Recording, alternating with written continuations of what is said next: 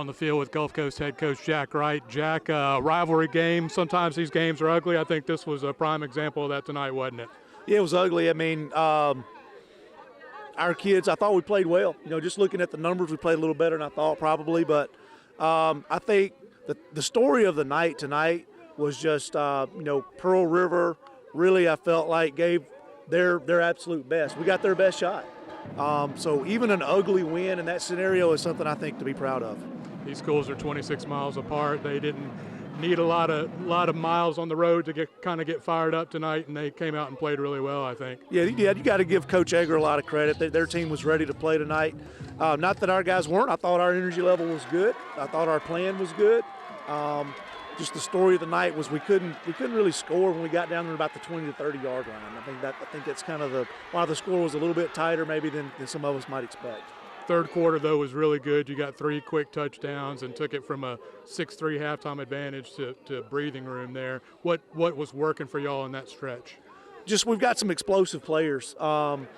We've got a couple of guys on offense that if they get a little bit of space are dangerous. And I think DeAndre really made his point on that tonight, that if he gets a little bit of room, he's a dangerous running back. And then DeJuan Black's as explosive as defensive players there is in the country. He made a break on an out cut. Got underneath it, picked it off, and scored.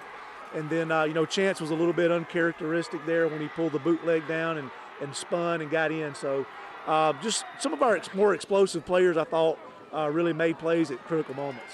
The defense was really good all night, held them to right at 100 total yards. It's kind of another night at the office for the regulators, isn't it? Yeah, in the day and age of college football, when you give up 100 yards, that's almost unheard of now with teams in the spread and quarterbacks being capable of doing what they're doing. So really a spectacular night. And you're right, we have said that about them 2 or 3 times this year. We went 3 and out the first 3 drives. Nobody on the sideline panicked. We knew we had a great defense. We knew if they did score or get some yardage that it was not going to be something we felt like they could consistently do against our group. So it gives you a lot of comfort knowing that group's going to go out there in tough situations. Pearl River had 4 first downs, and 2 of them came by penalty. They had a first down rushing and a first down passing, so that's indicative of how dominant they were tonight. That sure is. I mean, they've been dominant all year. I'm not surprised by any of that. You were busy on the sideline as the game between East Central and Hines was going on. East Central was up late. Hines got a touchdown the last 20 seconds to tie it, went to overtime and won. So that means next week is for all the marbles. South Division title will be on the line next Thursday night in Raymond. Yeah, big game. I mean, that's what the MACJC South is all about, is big games. You look back, we feel like we've had 3 or 4 games this year where we were playing for all the marbles, so it'll just be another one. Well, I think we'll have a great week of practice. Our kids know now that, we've got a target on our back.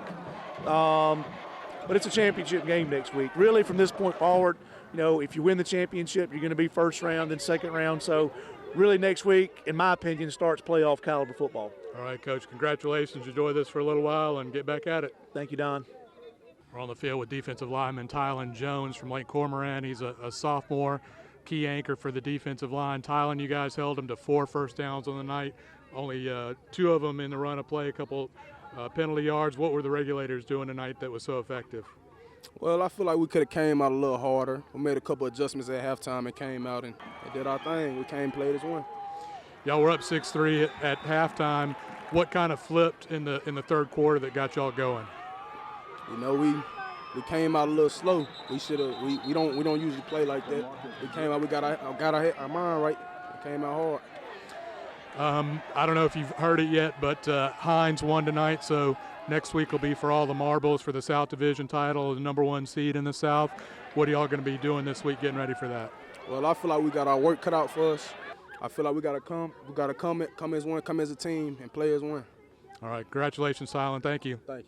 Here on the field with DeAndre House, a freshman running back from Senatobia. DeAndre, offense struggled a little bit in the first half. Second half, you guys came out and took care of business. You had a big run. What happened on your long touchdown run? It was an outside zone play, and I just got the ball, and I seen how he make a good block, and I just cut off him, and I just used my speed, And that kind of set off an explosion for you guys. You got 3 quick touchdowns, one of them by DeJuan Black. What did you see from the defense tonight? Defense, they come out every game with the same intensity.